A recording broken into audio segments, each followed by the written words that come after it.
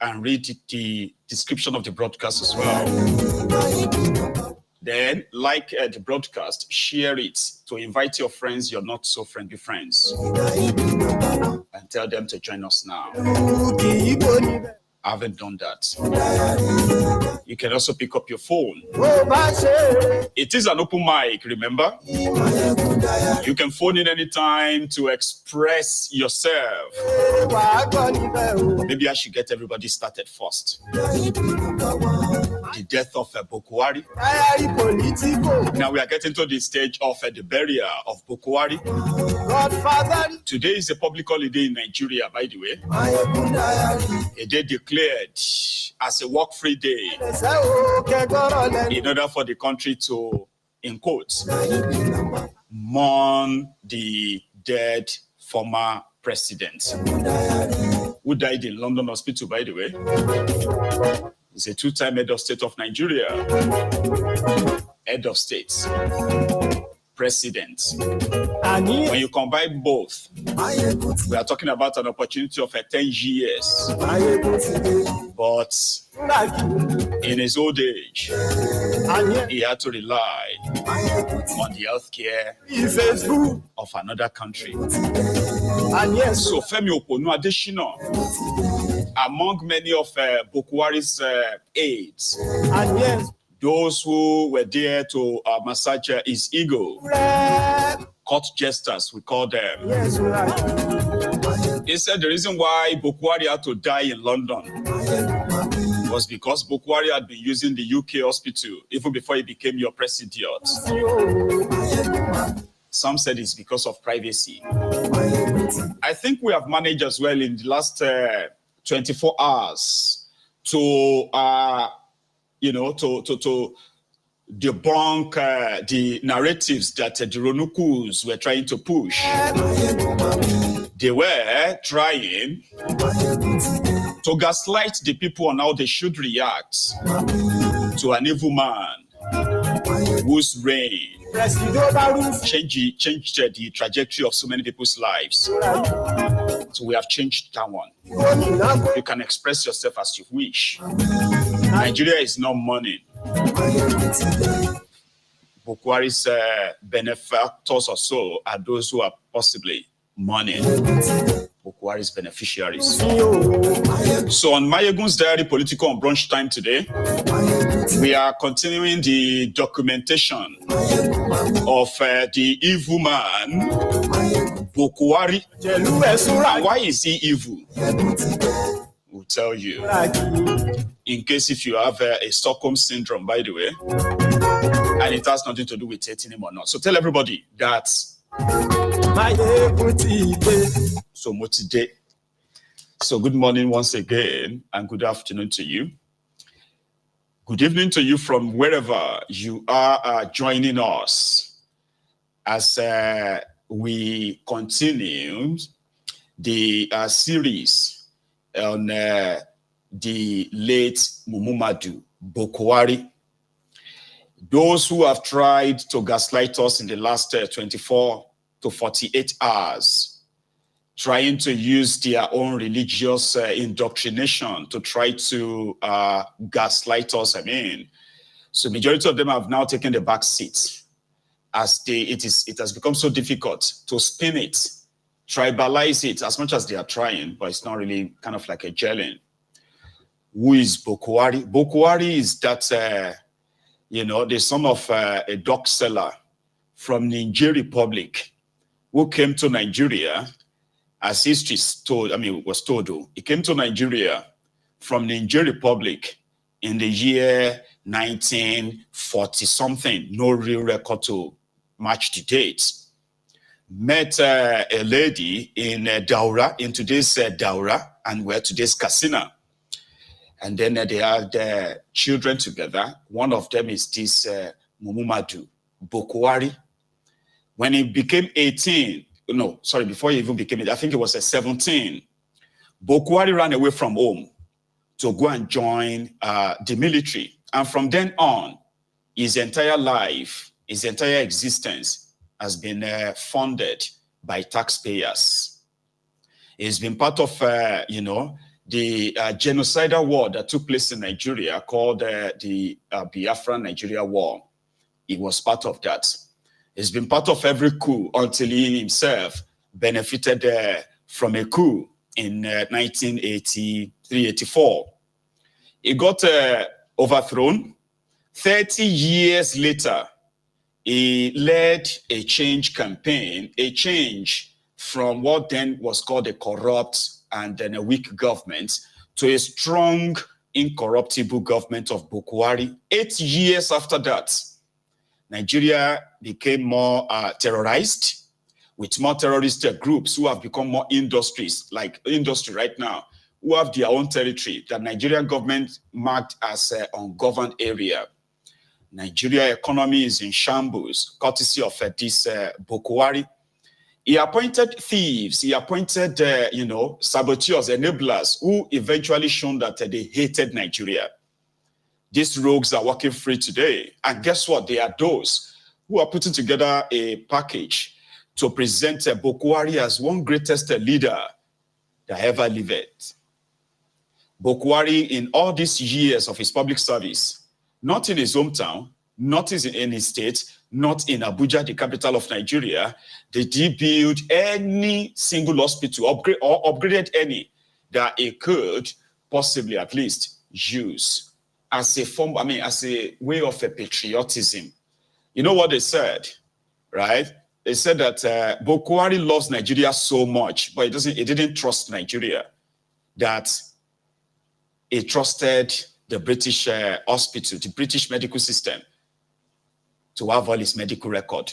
Buhari, as a public servant, has been shielded from serious scrutiny by those who hid behind his, public acceptable image, so to say, to perpetuate their ruinous agendas against Nigeria, including those who hid under him as well, to perpetuate the protection for the Fulani terrorists, which is actually the highlight. Is that the right word? Highlight of his murderous regime, where the Fulani terrorists became the anointed kind of tribe in Nigeria. Femi Oponu-Adeshina, the guy that called Nigerians wailing wailers for complaining about bad governance, for complaining about the corruption and then the incompetence of Buhari's regime. He called them wailing wailers. The same guy who faced the camera and asked Nigerians who were being killed by the Fulani terrorists that which would they prefer, their land or their lives. This was in reference to Buhari's agenda of, sharing the land of the people with the Fulani murderers as, as a yardstick for peace. Femi Oponu-Adeshina needs so much money. Relocated his family to the United States of America. His daughter, right? I don't know if she's a graduate right now. Under Buhari, a back page columnist in the Sun newspaper, is so rich enough when he became the advisor to the president of Nigeria, so rich enough that he could send his daughter, right? Withdrew his daughter from Nigerian University and posted that to the United States of America, like others were doing. They claim to love Nigeria, but guess what? Their children would rather be educated outside Nigeria. And they themselves would rather, fund, or should I say, patronize the medical facilities of another country. But they love Nigeria so much. While the Nigerians they love so much are dying because of lack of access to medical care. Even the affordability of the same medical care for those who have access to them, where they are accessible, then affordability is another story. But here was Oponu-Adeshina yesterday. Like I said, he always had his medicals in London, even when he was not in office. So it was not about the time he was president alone. He had always had it in London. And then you have to be alive first to get certain things changed or corrected in your country. If he had said, I'll do my medicals in Nigeria just as a show-off or something, he could have long been dead. Because there may not be the expertise needed in the country. But he needed to be alive to be able to lead the country to a point where we will have that expertise. So those who glibly talk of going abroad, they don't know that a man needs to be alive first before he can effect a change. For those of you who might be too young or mostly never interested in these characters when they were ruining Nigeria, Femi Oponu-Adesina and his gang, that's where they speak to people. They speak to people like they are speaking to some dummies, some stupid, stupid people. With a very, very bold confidence. Did you hear that? There is no expertise to take care of Buhari in Nigeria. And he would have long dead if he had been using Nigeria hospital. Did you hear that? President of Nigeria. He would have been long dead. So that means Buhari bought extra life for himself. Extra life. Extra 10 years for himself with Nigeria's money. And he needed to be alive first before he can rule you. That is what Femi Oponu-Adesina said. 8 years. Nigerians have exported, and to a global recognition, Nigeria has exported, when it comes to this medical field and all that, Nigeria has exported a sizable number of well-trained professional medical practitioners from, name it, any form of a field in the medical field, any area of specialty. Nigerians are praised for carrying out, complicated procedures successfully outside Nigeria. But the president of Nigeria, a country of 200 million people, for 8 solid years, didn't want to die in this country because there were no facilities and there were no professionals. That is the defense. What are you going to do about it then? That's the defense. That's what happened. Those in London went to the clinic. You will think maybe it requires this gigantic, massive building and billions of pounds sterling to set up a medical facility that saved the life of Buhari. Citizens, nobody was there last night. The exact clinic where Buhari died at the age of 82. That could have been National Hospital Abuja. That could have been the General Hospital Katsina. It could have been General Hospital Daura. Enough that nobody needs to fly 6 hours to 6 hours back just to go and bring a corpse of the dead former president. But it is Nigeria. Listen to this. Where are we live from? We're live from the London Clinic. This is the London Clinic. This is the London's largest, as we're quoted, private hospital. Just on Harley Street. Now those who know can only but imagine the cost of a night's treatment here. For a suite of rooms in which you will be treated in, you can only but imagine the cost. But yet this place here, the London Clinic, with another branch just across the road there, was the place where the average Nigerian can't even enter the door because they'd have to get on the plane to come here. Having got on the plane to come here, not only was the person who misruled us for how many years able to get full treatment, but he was able for it to be without payment from his pocket. At London's largest private hospital in Harley Street. Now, citizen, I'm sure you have something to say. There's something very, very that is stirring. That will make there's something galling about this. This is the same man they said who was who stayed here receiving treatment in a private hospital in London. This same man, I remember him, I said this before, as a child growing up in Nigeria, when he toppled Buhari's, Shagari's government. The first thing they said was that Nigerian hospitals has deteriorated. That was what he said when they come up with that coup. The same man came to London in a private hospital. Question we must ask.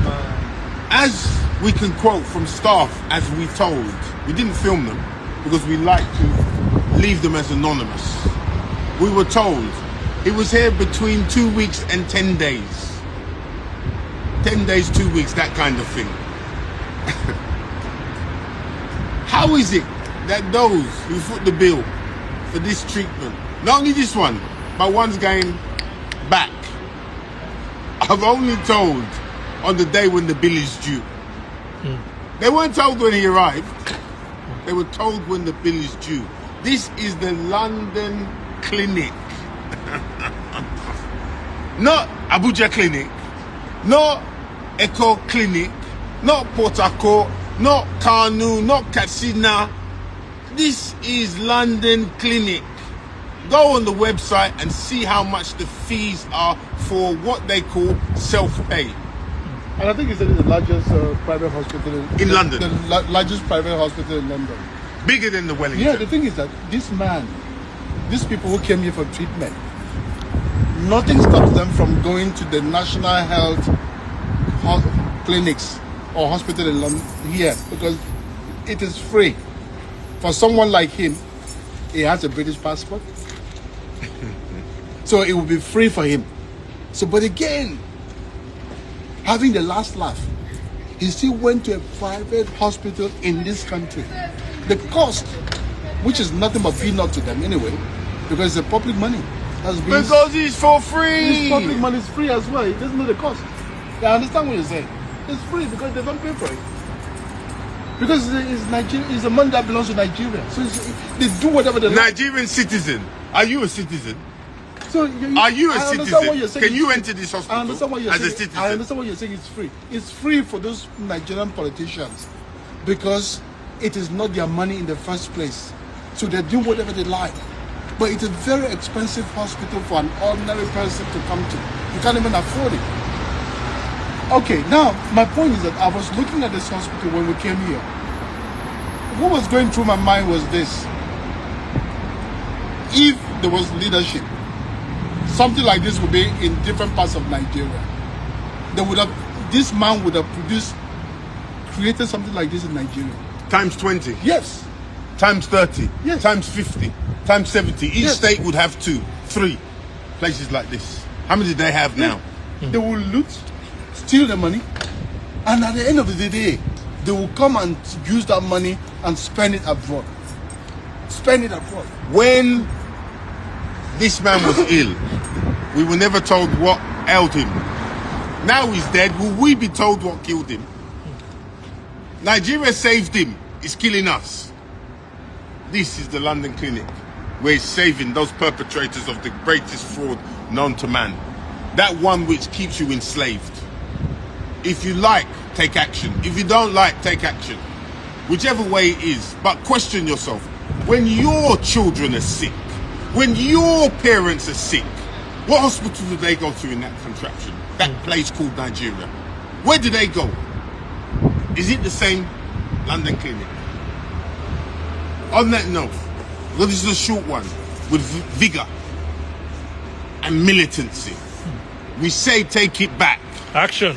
We say take it back. Action. We say take it back. Action. Action. No going back.